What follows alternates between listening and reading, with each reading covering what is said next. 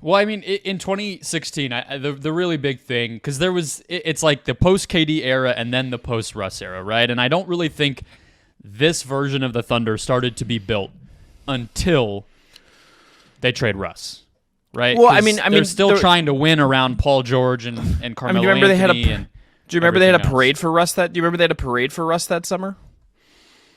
Yeah, it was. I mean, he wins MVP, and then they get eliminated 3 straight years in the first round. Right? So, and then I think it kind of smacks them in the face. They even made one of those years in the first round was actually without Russ, with Chris Paul and Shai and Dennis Schroeder and company. But the thing from 2016 that I think is just worth revisiting is that Sam Presti turned Serge Ibaka into Paul George. Just directly. Just like that one, there's no, like, we like to do that with trades in sports where it's like, and then there's like actually like 4 more parts of the package. No. Literally gets Oladipo and Sabonis for Ibaka and then trades them for Paul George. Yeah. Pretty funny. Like the NBA trade market that existed in 2017 just doesn't exist anymore. I don't think. Like, we don't get how many picks is he having to send, even if Paul George is like, because this was the Paul George is going to Los Angeles like thing that had just been like in the ether for forever in terms of insider reporting. Yeah, and almost goes to Cleveland, of course. What a different world that could have been. There's a lot of weird Cavs ones in that time. I think Kemba Walker for the Colin Sexton pick is a weird one. I think the Paul George trade is the real inflection point, though, if we want to just jump to that. Because the difference in the trade market now versus then, the now part of that, this crazy mega trade era that you and I have spent so much time talking about since we started this podcast a year ago, is pretty much invented by Sam Presti. Mm-hmm. Right? Like, even the Anthony Davis trade, which I believe was the same summer, but earlier in it, even that happened largely built around players pre-draft. You know, it was Ingram, who we just talked about. It was Lonzo, Josh Hart, you know, and a good amount of picks too. But that was haggled over of like, will they include Kuzma? Not how many swaps can we get, right? And then Paul George, Kawhi wants to go to the Clippers, tells them to get Paul George. Steve Ballmer says, I want to build an arena in 5 years, do whatever it takes to get me guys that can go on the little, light pole flags around that arena. And Sam Presti trades Paul George 2 years after getting him to the Clippers for Danilo Gallinari, Shai-Gilgeous-Alexander, and 7 first-round picks, basically. The equivalent of. And one of the things that's going to be hard about this whole exercise, Chris, is tracing where these first-round picks ended up, so I'm not even going to try to fully do that. But what I will tell you is, we know what Shai-Gilgeous-Alexander turned into. Mm-hmm.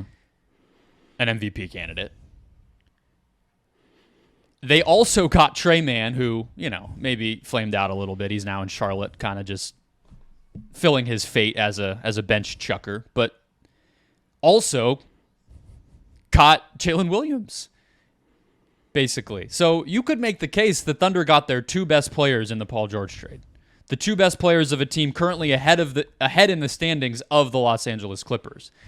And just created this new era of what it could look like to reset a franchise in a way that obviously did not happen with Durant and didn't even really happen when they ultimately traded Russ away a little while later. This was the trade that really did it, and I think if you're crediting anything in the Sam Presti era, it is to really redefine what asking for everything could look like. That, and they also just actually executed on that, which is the hardest part of this, I think. we'll never know exactly, but I would love to know what their full scouting report on where they thought SGA could go when they got him. Obviously, like he was really interesting as a rookie, but it wasn't this. It wasn't kind of what he has become in Oklahoma City. I wonder if they forecasted that for them. This wasn't someone coming out of the draft that he wasn't a top 10 pick. This was a late lottery pick, right? Like this wasn't someone that I don't think people fairly infamously fell for reasons that we didn't understand and still don't. But even before that at Kentucky, he came into the season at Kentucky not the starter. He was like a 4-star recruit and kind of just a question mark. I think maybe what we need to do with Kentucky now is if guys aren't starting, maybe this doesn't hold true anymore, but if guys don't start or star at Kentucky, you actually draft them ahead of the stars on those teams. I think we just might need to start doing that, and it's like a swerve just to get ahead of it. Just a thought. I wonder if they knew, and then you get J-Dub, who is going to be an all-star and is incredible. Like you do those two things, you're ahead of 95% of rebuilds. Like, you get those two things, and you have all this room for error, which I think is kind of the brilliance of the strategy. You get all these picks, and you just get a bunch of cracks at the apple. You can afford to miss in a way other teams cannot. You can miss on Poku. You can miss on Trey Mann. You can miss on Ousmane Dieng. Like, you can miss on guys, and it doesn't matter because you've hit on so much other stuff. And the reality, I think, of the draft, Brendon, is if you want to be like just realistic about it, as much as very smart people scout players and things happen that you don't foresee and all of this stuff, the draft can oftentimes just feel like a crapshoot. And the fact that they gave themselves just the most bandwidth possible to make mistakes, I think, is the key to all of this. So they're saying, as a small market, we're never going to go get free agents that can just fix us overnight. We are never going to be on the opposite end of a trade like this and be able to say Paul George wants to come here or Kawhi Leonard wants to come here and he wants Paul George, we can just go do that. That's not going to happen for Oklahoma City. We need to give ourselves the most room possible for errors. And, oh, by the way, within that, we actually just hit 2 grand slams. Great. Like that is the catalyst here. Well, and it's really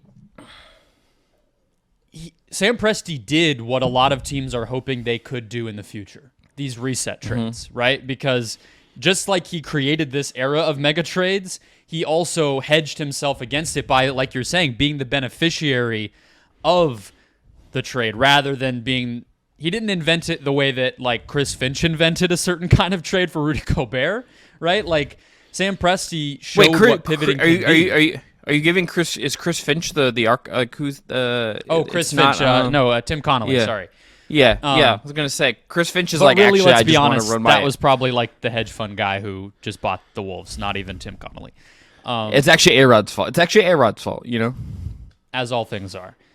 Yeah, but like the reason I highlighted some of the beginning stuff in that 2016 thing is, it's kind of silly to say like, oh, Serge Ibaka. He turned Serge Ibaka into Shai-Gilgeous-Alexander and Jalen Williams. Is really like that's what happened. It's bananas. And it's just he understood the leverage that he had in that moment, in that summer. And rather than being the victim of a situation, he actually like seized it for all that it was worth. Here are, to your point though, the next step of doing that is actually hitting the picks. Outside of the pick that they got in the Harden trade, which became Steven Adams, the Thunder were basically bad at drafting from Reggie Jackson up until the post-Russ timeline. And that's part of what makes this so insane, too. So they draft Reggie Jackson 24th in the first round in 2011. Their picks after that, Chris, in the first round: Perry Jones, Josh Hustis, another throwback, Mitch McGary, Cam Payne, Terrence Ferguson, the pick that became Brandon Clark, which they didn't even keep. I think they flipped that into more stuff in the future. And then they finally start to hit again. They take the Quickly pick and flip that. They get Trey Mann, who we just mentioned. And then, of course, the past few years, Giddey, J-Dub, Chet. And Kassan Wallace, honestly. Kassan Wallace, good. Good. Yeah, very good. So what happened? I mean, none of us know, but how did they go from missing on like a decade of drafts to suddenly hitting on every single pick they make for like 5 years? I generally think like there must be alchemy involved. Like there's something unfound here that is just crazy. Or maybe, I mean, it wouldn't shock me, Brendon, to be like kind of not jokey about it. Would be if Sam Presti looked at all the mistakes he made in their front office and they have a meeting or some meetings and it's okay, let's reset what we view as good draft prospects. Let's reset what we're looking for. Let's retool our process and let's go after different kinds of guys. I mean, like a lot of the guys they've gone at since they started hitting again have kind of been more versatile, well-rounded guys. Like it's not. I guess there's a lot of upside play in there. I mean, Giddy I think was something of an upside play at that point in the draft, considering we knew what his limitations were going to be and what they are now. Yeah, J-Dub was I think a big upside play, and that's obviously really worked. Chet is a unique player. Like all of they're drafting uniqueness and drafting certain skills, I think that are kind of traits that are built into those guys universally in terms of competitiveness and size and versatility. It feels like they've almost like adjusted their window for what they're looking for, and that's led to a better process. Maybe there's a freedom from moving away from saying, okay, we need guys who can fit Russ. We need to build around this specific thing. We need guys that we think can help us do this specific thing. You also, frankly, change coaches from Billy Donovan to Mark Dagnall, and you get player development involved in there, and that maybe changes some things. You do those two things. That's where I think it is. That's where I think it's a great thesis. I think Sam Presti, it maybe diverges from him a little bit. They were not a modern team. Never. No. Never were they a modern team as far as what the basketball product on the court was during the KD and Russ era. And I think that if you were to criticize Presti for a lot of what happened back then, obviously mismanaging some of the things related to Harden or their other assets to supplement, getting Cantor, you can always pick nits. But I would say bigger than that, it was just having Scott Brooks, not really thinking in a modern way. And then I think Billy Donovan's a solid coach, but I don't think look at how Chicago plays. He's not really the most modern, forward-thinking basketball mind out there either. And once they got Mark Dagnall in the building, it just felt like what they valued changed. And so I have a trade in here or a couple recent things in here as one of the second key moves. I'm going to skip that because I think hiring Mark Dagnall was the second huge thing that they did. And that gets us right into the other one, which is two signings that they made off of basically the scrap heap that turned into rotation players that I think speak to the modern way that they decided to start building this roster.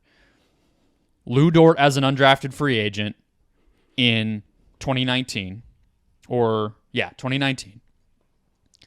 And then Isaiah Joe off the scrap heap, I believe, in the fall of 2022, right before the season's about to start. And off of Philadelphia, they kind of just had a roster crunch and cut him. And you look now, Dort is making $15 million this season. Isaiah Joe's making $2 million this season. And that's two of your top 8 in a playoff series. Because you kind of realize what guys like that could be. I'm not sure if they necessarily sign maybe Isaiah Joe. Like they tried Terrence Ferguson and they tried like Alex Abrinas, and they liked kind of the shooter in the past. But Dort, I'm not sure would have been valued in the same way in a previous iteration of this team. And they go get him before they sign Dagnall. And it just kind of is the beginning of, along with Shai, I think, what this positionless, small, everybody can kind of defend and handle the ball type of scheme that they've cooked up. And two signings for way below market value of your top 8 in a playoff series, that would be a lot of GM's best moves. I mean, the Isaiah Joe one to me is particularly interesting because it's like it's not just like a UDFA that you like and you talk yourself into it. This is a guy that in limited minutes but had 2 years of NBA basketball on his resume. 9 minutes a game as a rookie, 11 minutes a game as a second year guy. There was tape you could look at, and someone in the organization looked at a guy whose skill is as a shooter and who shot 33% in his second year in Philly and said, that guy can really be good for us. We believe there's some value here to figure out. There's a guy we can uncork there. There's a lot of vision, I think, involved in stuff like that. You have to, like, obviously not all of this stuff is going to work out.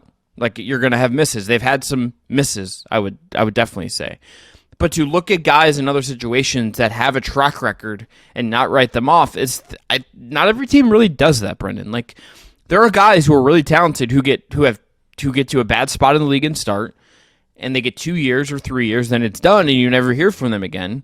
That could have been Isaiah Joe, but like for them to see something in him, I think speaks to the evolution that they've had as an organization. Like that they're kind of understanding what they are and what they're going to need to be sustainably successful. I think all of this is kind of long term in mind. It's not like they're going and getting, like, Kenrich Williams is like their old guy on this team, and he's not even old, but not old really. But they've had to have foresight on someone like Joe and say, like, okay, this can be a 20-minute a game guy for us. We have this player development focused staff. We have these skill sets we need. We can kind of blend these things together. That's a lesson like every team that isn't in a major market should be trying to apply. They're not all going to do it as well as this. Well, but it's also not just his talent. I don't even think it's necessarily fair to just say that they saw something no one else did. It's like they also cultivated a scheme where he could thrive. Yeah. But it's not even just developing him as a player is what I'm saying. It's they play a way that very few other teams do, which creates the openings for somebody like Joe to be this ghost screen, weird start at the free throw line and fly out toward the perimeter at the exact right time as Shai goes on his drives and be able to hit transition threes when they're playing fast. And for Dort, the switchability that this team has, the way that they've empowered him, and the open shots he gets it's like the creativity to become a team that can make guys better because of the whole structure. So we're saying the same thing, but I do think like the coaching and the scheme side of it is just as important as like, oh, we just like worked with him extra hard or something, which I think is like what we sometimes can reduce player development to. And it's almost like we chalk it up to, we don't see what happens behind the scenes, but it's like, well, they go play every night. And I think we can see a lot of interesting things that they've done to make those two guys in particular a lot better. But let's flip it to, as we close out with the key moves down the stretch here, what they started doing once they started spending their picks, which is more of the past couple of years. So they basically turn Steven Adams and other teams' first-round picks into Kenrich Williams and Ousmane Dieng. And the Dieng thing is fascinating. One, because they spend 3 first-round picks to get this guy. I think he was always going to be a project. Mm-hmm. If you follow Rylan Stiles, shout out Locked On Podcast Network, he does a good job keeping up with their G League team because they have a lot of prospects there too. And Dieng has been decent. So I'm not doing this to write him off, but I'm just more so, Chris, highlighting that it almost does not even matter if he hits because of how much cushion they had with everything. Yeah. They didn't use any. The crazy thing about the Thunder right now, but beyond all the picks that they have from all these trades, they also have all of their own picks forever. They have not traded a single one of their own picks. So it's kind of like gravy. Yeah, and this is, I think, the biggest win that they have under their belt almost, is that like they can miss on Dieng in a move that would define another team's era, maybe get someone fired. It's just like, okay, whatever. Doesn't matter. We brush it off. He's good in the OKC Blue. I think that's their G League team name. Yeah, it is. Okay, great. Good for me. Why do I know that? Don't know. But like they can miss on that. Like Giddy as a pick even. Like he's more of a success than Dieng because he's played NBA minutes, but like we don't know what that guy is in the playoffs. We've kind of fan casted him as a guy you trade in a bigger trade as like the young attractive piece. The fact that he isn't like in other situations, if there's not a J-Dub or if there's not a Chet, it's like one of those guys isn't there, Giddy becomes like a much bigger, I think, talking point, and instead it's like, okay, like they'll figure it out. Like they have all these other things. They have ways around to maneuver around that in a way other teams get stuck, and it doesn't matter if they make mistakes. Which is, making mistakes is just like I think inevitable. Like you're gonna drop an egg on the floor more often than you're gonna like perfectly make an omelet in the NBA. And the Thunder are kind of proof that you think. Is there any other team? Small mistakes? They can make small mistakes, but I guess the thing like so they I think we would assume it's been a relative success. The Cason Wallace trade, where they trade down in 2023 from, I believe, 10 to 13. They get Bertans from Dallas, which was a weird one in hindsight, but I think they realized they needed some salary to continue to make other trades, and they were getting to this weird thing where all they had was young guys. And so then they flipped basically Bertans and fluff. Like, Mann was in that trade. Maybe he's value. I don't know. Into Gordon Hayward. So they basically turned the number 10 pick in 2023 into Cason Wallace and Gordon Hayward. And they hit on that one, right? So, like, that wasn't a mistake. But I guess my question is, as we wrap this up, is do you think that the big swing is ever coming? No, I kind of wonder if it's not. Do you think they're making an Anthony Davis Lakers trade or whatever their version of that, another Paul George trade, let's say, even to just keep it smaller potatoes? Like, is that happening? Or are they just going to keep making these little moves and throwing first-round picks from other teams at stuff and just plugging holes and kind of rolling it forward? I really do wonder. Obviously, they're going to be opportunistic. They'll do whatever the market kind of opens up for, but they definitely don't have to make a huge trade.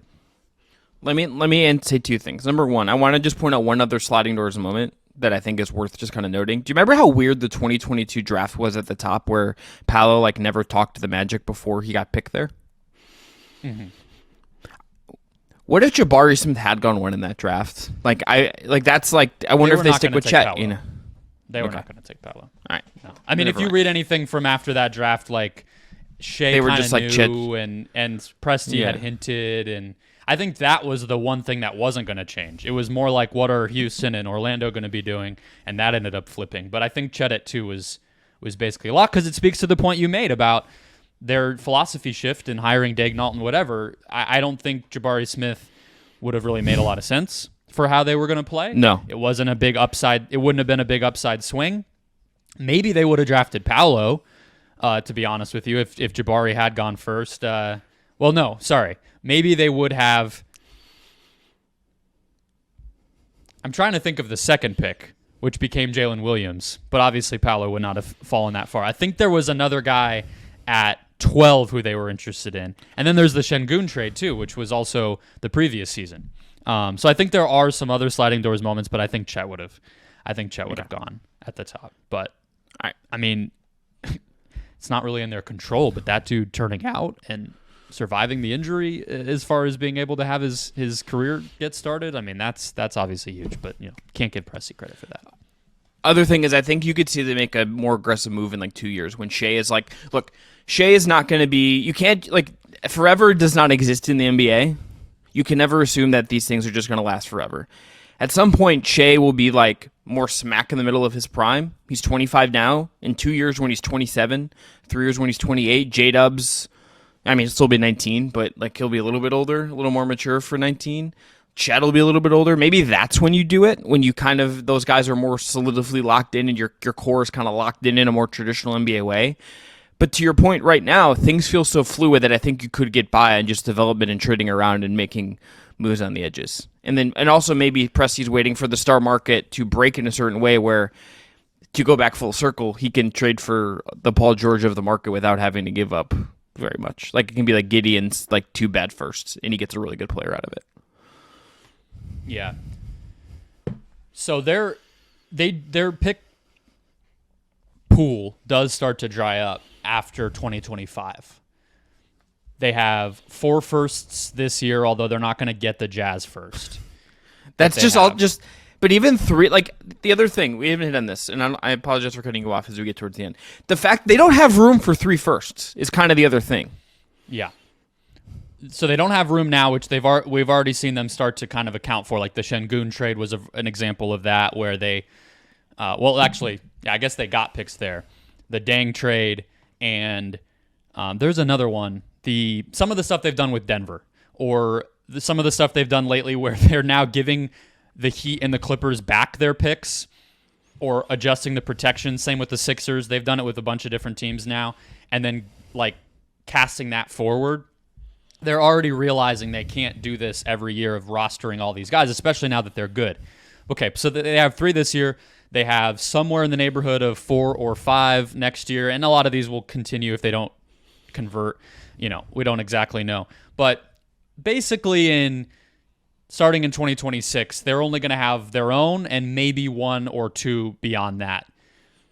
And so there might be a little bit of urgency to act sooner than later, despite what you're saying. So I think that's kind of the balancing act. They're also going to start to get more expensive. Shai's going to get a supermax at some point, and all these other guys are going to get the baby maxes and everything else, and they'll kind of have to be a little more choosy. They can't just decide to take a Davis Bertans on for nothing.